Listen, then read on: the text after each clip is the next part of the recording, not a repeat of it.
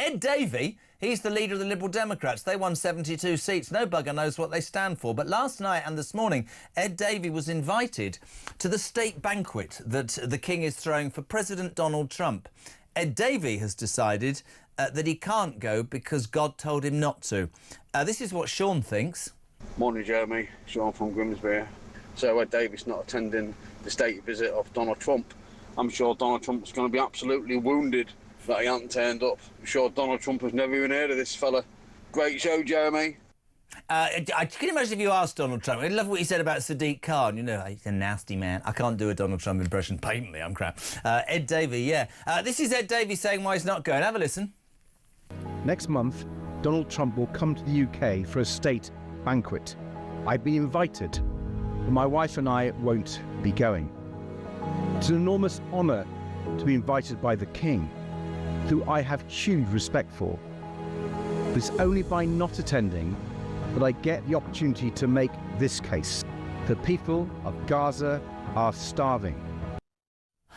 Sorry, a great point from Christian, top producer.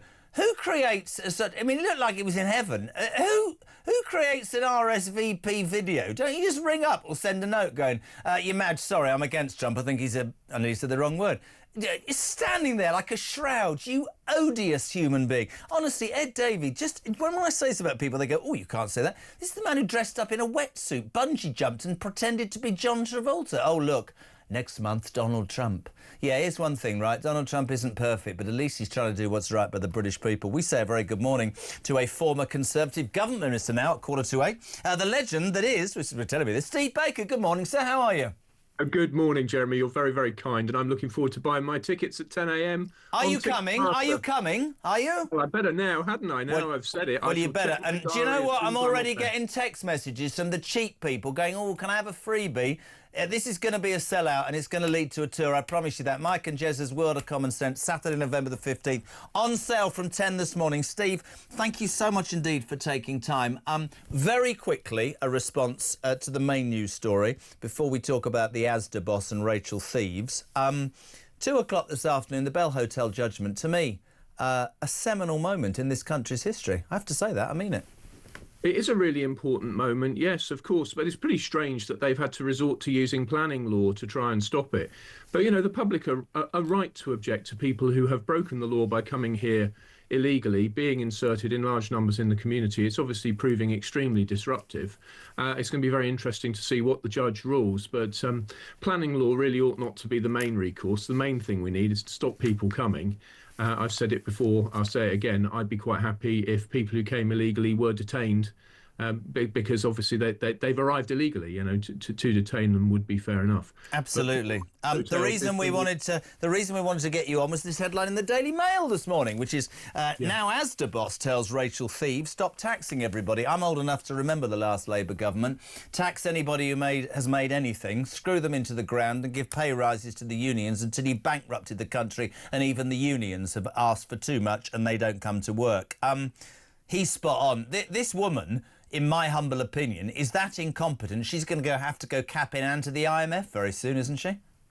Well, she might do. I mean, we're certainly headed towards a terrible fiscal crisis, and Mr. Leighton's made a really important intervention. I think it stands as a lesson to all big bosses.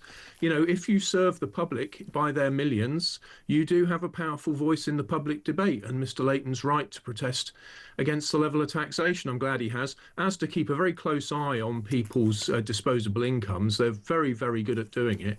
And Mr. Leighton will know that pips are squeaking for everybody, including for the working people who Labour said that they would defend. I mean, that's the interesting thing, is that they talked about the working people. I mean, I think we can knock that one on the head. They also talked about growth, and yet day one they introduced higher NI against small and medium-sized businesses, and they're the very lifeblood of creating jobs and growth. Millionaires and people who pay the most tax are abandoning this country in the bucket load. So where's that money gone? And apparently there's now a 50 billion black hole. I always find it quite interesting whenever somebody on the Labour front bench or says, Steve, they go, we inherited a £22 million black hole, because where I come from, from. If you're 22 billion in debt, you'd save. But no, they spent 11 billion day one giving their doctor mates a pay rise who now want more. And then they gave 16 billion away and the Chagos Islands so that every Mauritian doesn't pay income tax for 18 months. And we go back to the reality of people this morning listening to this and going to work. They feel they're being squeezed and screwed over, and it just doesn't make sense.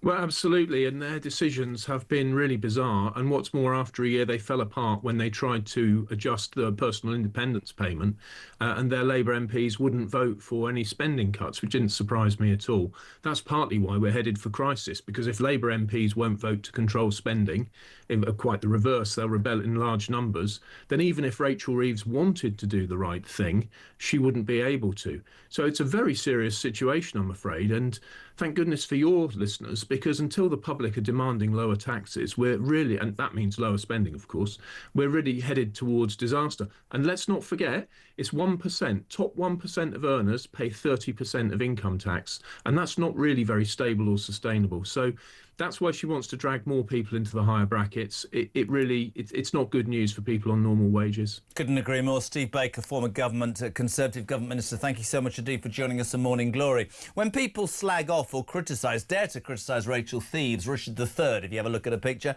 she'll say, I'm an economist. The person who employed her, it would be his judgment. This, my friends, as we head to a break on Morning Glory, is what Dreary Starmer said about Rachel Reeves when she got the job. It will also be the first budget delivered by a woman ever.